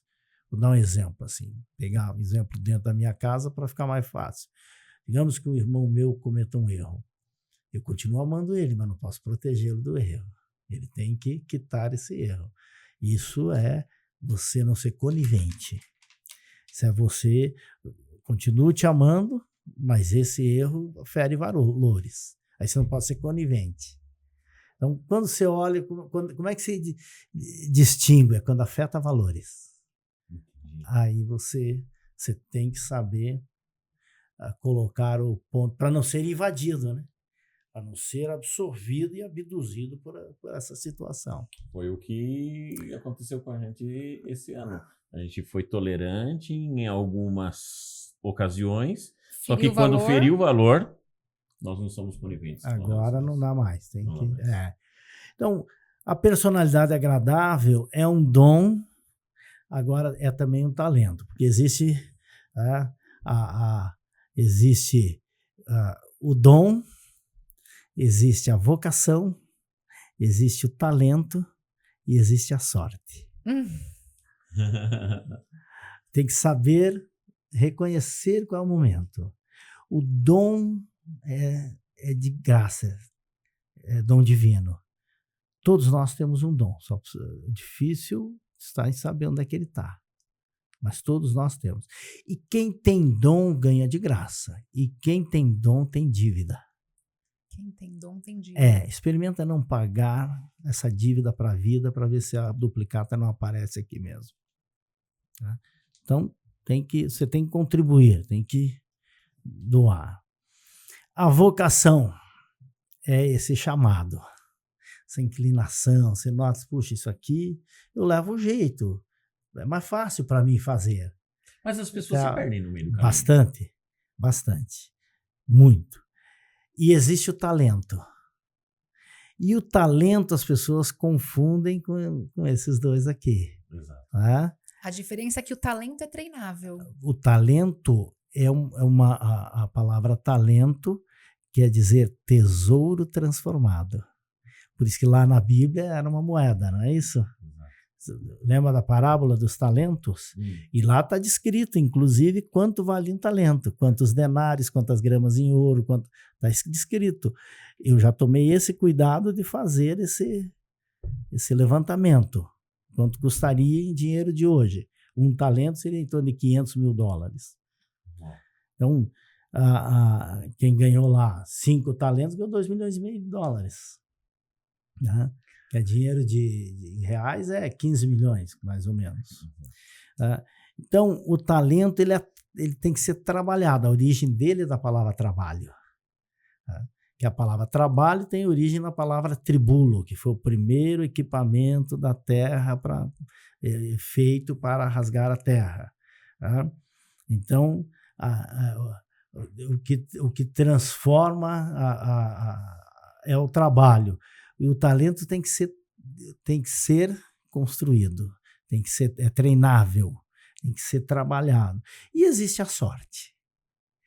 A sorte, que a gente traduz como encontro da oportunidade com a preparação, isso é um conceito de ajuste. A origem da palavra sorte quer dizer fortuna espontânea. Essa é a alma da palavra sorte, a etimologia da palavra sorte. A fortuna espontânea. Só que o que é espontâneo não é do nada. Ele tem que ter combinações. Você diz assim, teve uma explosão espontânea, teve um fogo espontâneo. Ele não é um fogo do nada, uma explosão espontânea. Acabou acontecendo de ficar vários ingredientes ali e explodiu. Fogo, está lá algo, aí vem, reflete alguma coisa que dá uma direção, esquenta. Então, ele é espontâneo, mas não é do nada. Então, ele tem que ter um algo. Tem uma passagem curiosa de um grande empresário, no tempo que se mandava currículo no papel, né? E aí vinha fazia-se aquelas grandes triagens, né? Ele chegava na mão dele os 5 melhores currículos para altos cargos, para os altos cargos. Aí ele pegava, Fábio, usava uma técnica interessante. Pegava, isso aqui são os 5 melhores, vocês já fizeram toda a triagem? Sim. Então ele pegava, fechava os olhos, jogava para cima e pegava um. Aí os outros, mas que critério louco é esse? É o critério da sorte. Mas sorte?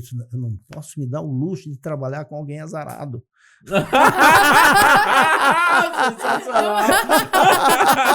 Adorei. O cara caiu lá. Azar, não dava.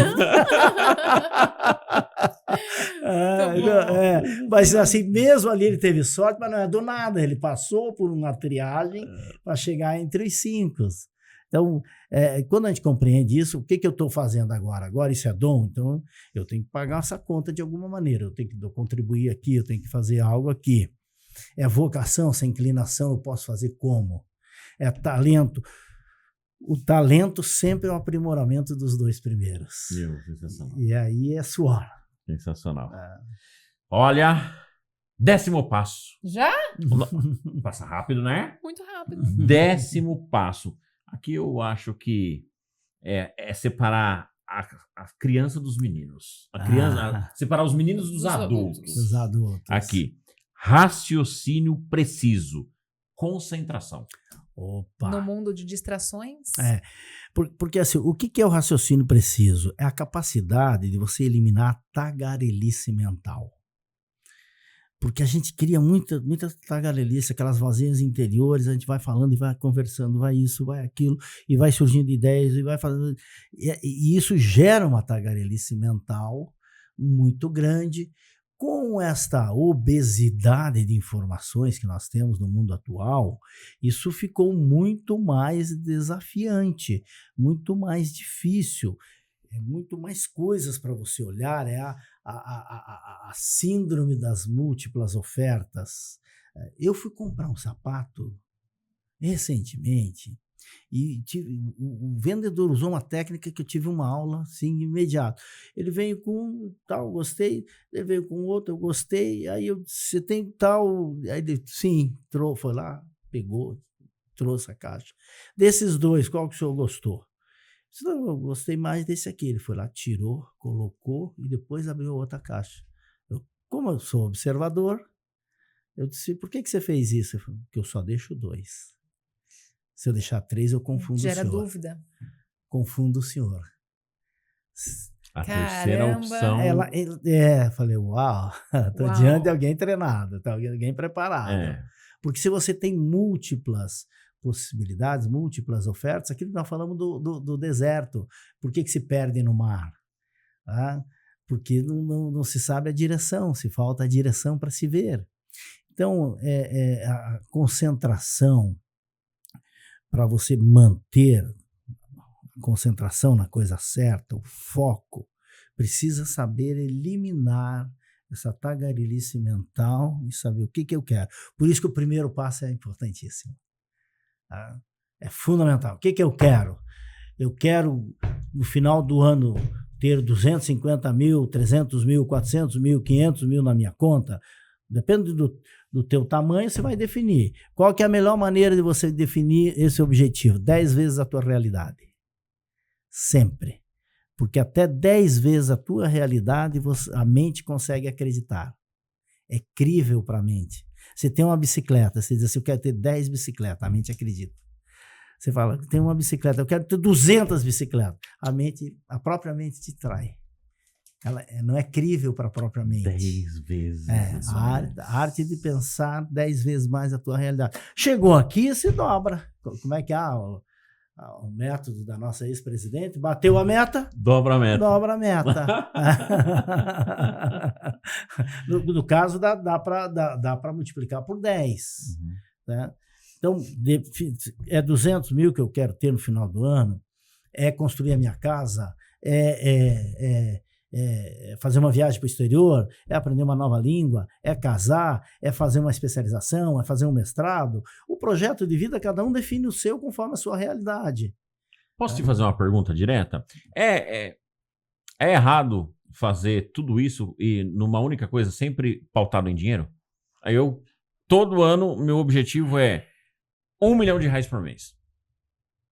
É ruim isso e esquecer tudo o resto? Completando a minha linha de raciocínio. Por quê? Porque o dinheiro, com esse objetivo, eu vou conseguir fazer todos os outros objetivos. O Napoleão Hill diz o seguinte, o dinheiro ele é em torno de 70% do resultado de uma vida.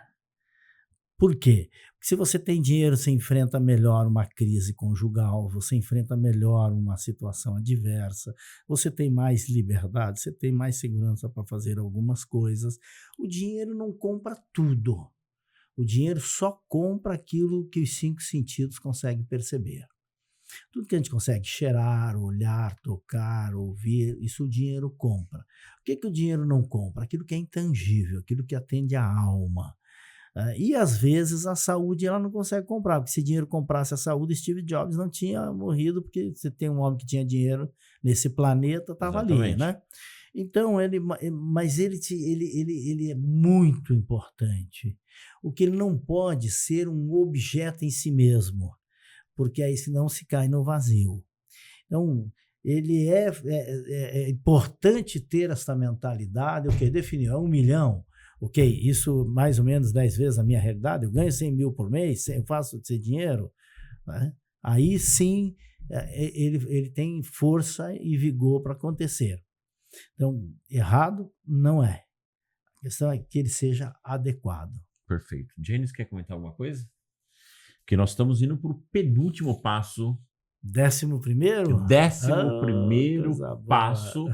E na minha opinião, esse é o fundamental. E se você já passou pelos 10, realmente é a persistência. O que falar sobre a persistência? Porque muitas pessoas confundem persistência com teimosia. E essa é uma boa pergunta. que diferencia? Persistência vem de percorrer, perímetro. Então, a persistência é percorrer o caminho. O objetivo está aqui, o caminho está aqui. O que diferencia um persistente de um teimoso? É o caminho. O teimoso faz sempre da mesma maneira. O persistente estuda novos caminhos. Ele nunca muda o objetivo, mas ele mexe no caminho. Você pode ter dúvida no caminho, não pode ter dúvida no objetivo. O exemplo melhor é do rio. O rio quer chegar aonde? No mar. Encontrou uma montanha gigante de pedra na frente. O que ele faz? Contorna para chegar lá. Ele vai desviar o obstáculo, mas ele vai chegar no mar. Então, a persistência, nada suplanta a persistência. Nada. Nem o talento. Aliás, gente talentosa que não deu nada, a gente conhece um monte, né? Nem a genialidade, aliás, gênio mal sucedido é quase um jargão de tão comum que é. Nem a educação formal, pessoas com diplomas na parede que não conseguem pagar as duplicatas do final do mês, está cheio. Agora, a persistência e a constância, a determinação juntos produzem sempre resultados extraordinários. Então, definiu o objetivo, eu vou vencer porque depende de mim.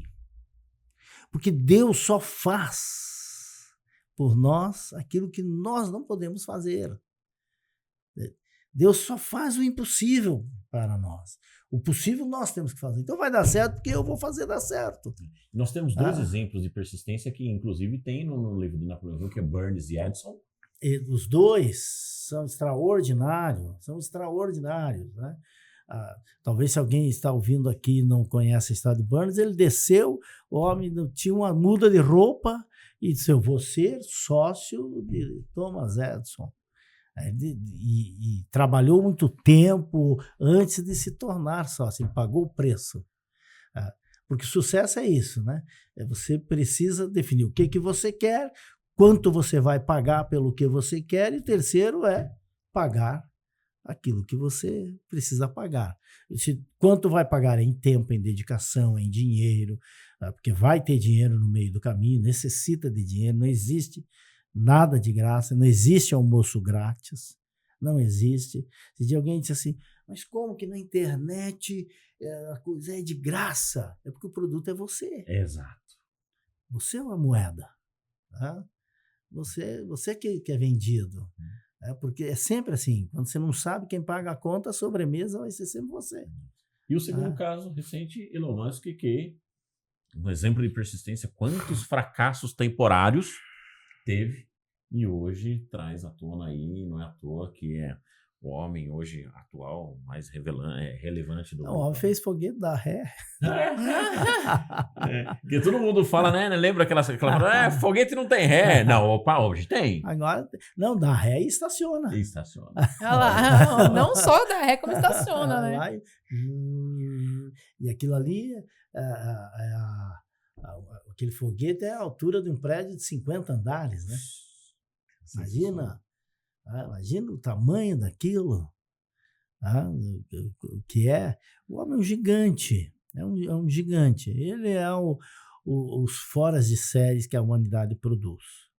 De quando em quando nasce alguns skulls, são espíritos de elite, assim, de fora da curva, para quebrar paradigmas. Ele é um deles.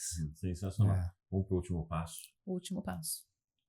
Eu já tô, assim, já com saudade. Não, mas esse a gente vai destrinchar, mas vai mais 1 hora de podcast só no último passo. Vamos lá. 12º passo. E as pessoas não entendem o significado disso.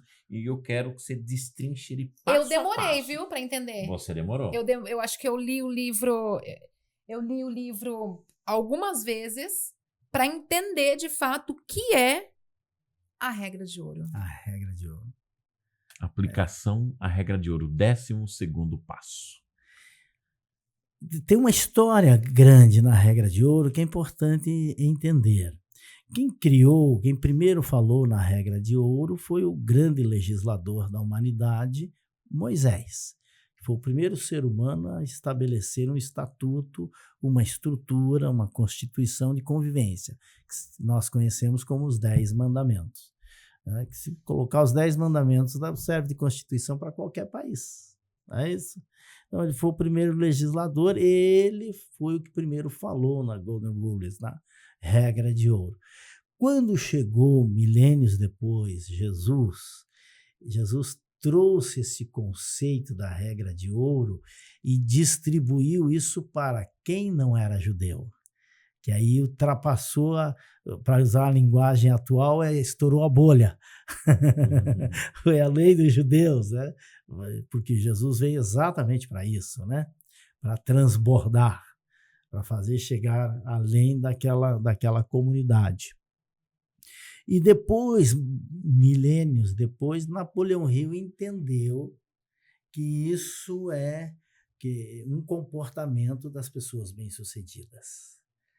Ele notou, ele fez um estudo profundo e ele notou que as pessoas que na caminhada da vida, mais de 90% das pessoas que não fazem o bem se dão mal na vida no final.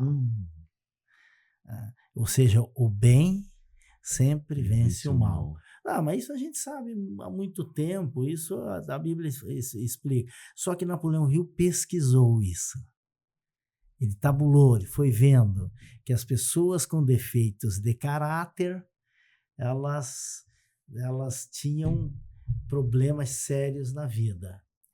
Então, ele trouxe isso e chamou de a regra de ouro aplicada aos negócios, que é o freio moral da sua filosofia. Porque, assim, quando a gente analisa líderes, existem líderes bons e líderes maus. Alguns muito maus, como é o caso de Hitler. Sim. Né? Agora, dá para negar que ele exercia a liderança e a influência? Não, ele fez um país inteiro acreditar numa demência. Exato. Né? O que faltou para ele? O freio moral. Porque se ele tivesse usado o freio moral, aquela liderança poderia ser uma liderança para o bem, né? Extraordinário, porque ele não era há quem diga, ele era o anticristo, ele era o demônio, ele era... Talvez seja tudo isso, mas será que ele nasceu para isso? Não, provavelmente ele nasceu para contribuir e se perdeu no meio do caminho, porque faltou o freio moral. Então, a regra de ouro, o Napoleão Hill percebeu que precisava ter um travamento. Precisava ter, porque o sucesso a qualquer custo, ele é trágico. Ele sempre é trágico. Haja vista que Hitler, né? Vamos continuar no exemplo desse homem, desse líder negativo. É o único sobrenome da Terra que foi banido no planeta. Uau. É proibido usar no planeta Terra esse sobrenome. Você vê o que se... Né? Como o preço, né? Ele tirou a própria vida, né? Se matou, quer dizer, chegou um momento que ele não suportou a própria existência nem colher os frutos do seu plantio. Então, faltou a regra de ouro. Agora, claro que eu peguei um exemplo que exacerbou. Quando a gente traz isso mais para próximo de nós, e sempre o exemplo tem que ser um exemplo que todo mundo enxergue, para ficar fácil Sim. de ilustrar. Quando traz para perto de nós, a gente vê pessoas que falta essa regra de ouro e sempre dão com os burros na água. Uhum. Sempre dão. Sempre. Como é que se define a regra de ouro própria? Aí tem isso. Como é que eu sei qual que é a minha regra de ouro? É fazer o bem. Ótimo, essa é a regra de ouro coletivo. A regra de ouro cristã, a regra de ouro de praticamente todas as religiões. Fazer o bem, que é o que faça aos outros aquilo que você quer que faça a você mesmo. Agora, qual é a minha regra de ouro pessoal? Que é mais ou menos como o propósito, é difícil de saber. Tá? Tem um exercício interessante. Qual é a frase que você quer escrito na sua lápide? Essa define a regra de ouro. Qual é a sua frase? Aqui jaz Janine Janeri, aquela que despertou pessoas para a verdadeira prosperidade e abundância. Pronto, essa é a tua regra de ouro. Essa é a tua regra de ouro, porque você vive de acordo com isso, não é assim? Uhum. A gente se conhece há um 1000%. tempo e eu vejo vocês como casal vivendo dessa maneira. Então, essa é a regra de ouro. Você define, você encontra ela, faz esse exercício, e é um exercício filosófico profundo, né? Porque quando você fala isso, a pessoa diz, não quero. Ué, o que vai estar lá? Vamos repetir os 12 passos? Deixa eu só fazer uma... Eu até anotei aqui que na regra de ouro, o Jamil citou, né, que sucesso a qualquer custo. E eu me lembro que me marcou demais, nosso primeiro podcast, você falou que teve até uma alteração ali na filosofia de sucesso. Porque foi feita uma tradução, né, que não era aquilo que verdadeiramente queria dizer na original, né? Porque tradução, veja, não dá fazer o pé da letra. Você tem que trazer o valor semântico da mensagem. Ela precisa ter um contexto filosófico, emocional. Então, não pode ser literal, tem que ser conceitual. Então, a gente vem construindo isso e hoje já está consolidado. Maravilha. A gente destrinchou aqui os 12 passos. Agora não tem como, em 12 né? meses para você ter prosperidade e abundância na vida e nos negócios. Eu vou falar os 12 passos e vou fazer uma pergunta. Eu não vou fazer a final, vou fazer a penúltima. Não, sabe porque eu fiz assim, ó, com a minha audiência. Eu falei assim, gente, vocês não estão acreditando com quem vai ser o primeiro podcast do ano. E abri uma caixinha. Eu falei, quem que vocês acham que é? Aí Jamil Albuquerque. Aí falaram até Napoleão Hill. Vocês fazem tudo o que vocês querem, vocês vão trazer até quem já se foi. Falaram. E aí eu abri uma caixinha e falei assim, ó, a melhor pergunta será feita para o Jamil. Então, enquanto que eu destrincho, você já vê. eu vou pegar aqui, eu vou escolher a melhor, porque já tiveram várias, porque a minha audiência é muito fã do Jamil. Que bom. E aí a gente vai escolher a melhor aqui para E responder. manda um beijão para toda a tua audiência e meu nome, por gentileza. Com certeza. Jamil, passo número 1, objetivo de vida determinado pelo desejo. Passo número 2, autoconfiança. Passo número 3, iniciativa. Passo número 4, imaginação. Passo número 5, entusiasmo com fé e autossugestão. Passo número 6, ação. Número 7, autocontrole e aprender com os erros. Passo número 8, o hábito de dar mais do que recebe. Passo número 9, personalidade atraente com tolerância. Passo número 10, raciocínio preciso e concentração. Passo número 11, persistência. E passo número 12, aplicação da regra de ouro. Se fosse o Jamil escolher uma única regra, qual seria? Objetivo principal bem definido. Porque ela define todas as outras. Ela não é a número 1 por acaso. Porque você só consegue falar em alta performance, em alto desempenho, em resultado, se tiver direção. E para ter direção, precisa ter o objetivo. Vai. Depois dessa daí, olha... Tiveram várias, mas a melhor aqui foi da Elaine. E ela pergunta o seguinte, Jamil, quais foram os seus maiores desafios ao longo da sua jornada e como moldaram sua visão sobre liderança? Pergunta sensacional, hein, Elaine? Como você diz, dá um podcast? Dá um podcast essa resposta aqui, hein, Jamil? Já tô até gravando para ela. O maior desafio da minha jornada é o maior desafio de todas as jornadas, é vencer a si mesmo. Vencer seus medos, complexo de inferioridade, a ferida mortal da pobreza. Eu sou um homem de 60 e poucos anos, 60 já indo para 61, já está indo quase nos poucos, né? Então, eu nasci numa época em que o país era muito pobre. Então, todos eram pobres. E a pobreza, ela é muito desafiante para você vencer. Agora, a pobreza não é ausência de recursos. A pobreza é uma questão de atitude mental. Então, tem que vencer mentalmente isso, implantar a semente da prosperidade. E o que moldou os meus conceitos de liderança?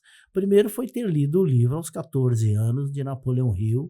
Isso mudou a minha mentalidade imediatamente, né? Trouxe um novo jeito de olhar a vida. Então, esse foi o primeiro. Segundo, o ambiente em que eu fui criado, que foi um ambiente sempre de igreja, sempre da religião, sempre se falando em Deus. E quem tem Deus no coração não quer dizer que é santo. Eu nem vou na igreja, eu vou na igreja há 60 anos. Eu não vou na igreja para ser santo. Eu vou na igreja para não ser animal, para não embrutecer, para não deixar os vícios e os instintos tomar conta de mim.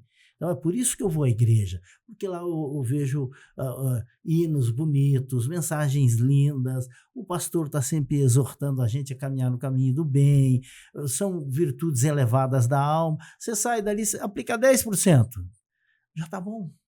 Você já vai moldando, 10%, 10%, 10%. Ao longo de uma vida, você já tem uma vida regular, o que é muito para uma existência, é bastante. Se não é muito, pelo menos é bastante. E terceiro, foi o exercício na prática. Dar a cara para bater. Não tem jeito. Tem que vencer o medo de voar. Agora, o frio na barriga sempre vai dar naqueles instantes iniciais, antes do voo. Nós falamos paraquedismo, você é paraquedista também. Na hora que você chega ali na beira do avião para dar o salto, dá vontade de voltar para trás. Você tem frio na barriga, você olha aquilo tudo, não tem onde se agarrar lá. Então, dá o frio na barriga, mas depois que salta, as melhores coisas, dentre as coisas boas da vida, está em voar como um pássaro. Então, moldou, foi eu enfrentando meus medos. Opa, pera, dá para vencer, dá para ir mais, dá para ir. Você vai crescendo, a mente vai enxergando para novos patamares. Chega uma hora que você começa a enxergar acima da camada de ozônio. E aí a vida fica muito mais ampla, você enxerga a vida em perspectiva. E ao enxergar a vida em perspectiva, qual é a grande vantagem? Você vê que tem múltiplas alternativas. Você não se assusta mais com as dificuldades. Sensacional. Sensacional. Jamil. Uma aula.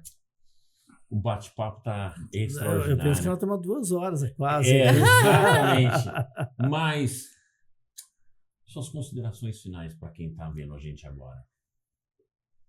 O ano de 2025 vai ser um ano de muitas oportunidades. Não se assuste com narrativas negativas. Do ponto de vista econômico e político, mesmo com tudo que tem se falado aí, o atual estabelecimento do governo que existe, ele sabe que para viabilizar a eleição do ano de 2026, ele precisa fazer essa economia crescer. Então, é importante saber que vai ter irrigação no mercado. Agora, as oportunidades não é para bobo, não é para fraco, não é para gente despreparada, não é para gente medrosa, é para quem está atento, quem vê o entorno, quem enxerga além do óbvio, quem vê oportunidades além. E isso é que faz com que as oportunidades apareçam. Então, o ano será um ano bom, um ano de aprendizado também. Nós temos um roteiro bem definido aqui e no final do ano eu quero te encontrar lá no final de 2025 e ao olhar para trás, você veja esse momento, quando você assistiu esse podcast, como um marco na sua vida e no seu ano. Sensacional. Jenny, suas considerações finais. Quero agradecer pelo seu tempo, pela sua disponibilidade, pela sua sabedoria, por dividir o que você tem de mais precioso da sua vida com a gente, que é a sua energia, que é a sua frequência. Eu sou muito grata por você estar aqui hoje e por todo mundo, né, estar tendo a oportunidade de acessar esse seu conhecimento, que é a coisa mais valiosa que existe. Eu não perco nada seu. Eu tô sempre ali, onde eu posso aprender mais com o Jamil, onde eu posso acessar. Como é que eu posso fazer para colocar um fiozinho ali para me conectar mais? Então, eu sou muito, muito, muito grata mesmo. Obrigada, e já temos um pacto, hein? Nosso próximo podcast de janeiro de 2026. Janeiro de 2026, estaremos aqui. Irmão, obrigado. Obrigado pelo seu tempo, pela sua disponibilidade, pelo seu carinho. Eu sei que sua agenda é mega apertada, mas a gente fala assim, cara, estamos aqui. Você falou assim, tô indo. Obrigado mesmo pela gentileza, por esse coração bom. Quem ganha é o Brasil, quem ganha é o mundo, com o seu conhecimento, com o seu talento e com essa vontade de transformar a vida de muita gente. Obrigado mesmo. Estamos juntos. Juntos nós somos muito mais que somados. Gente, papel e caneta, rever esse podcast 1, 2, 3. Aqui está o passo a passo para você fazer um ano maravilhoso. Beijo para você, valeu.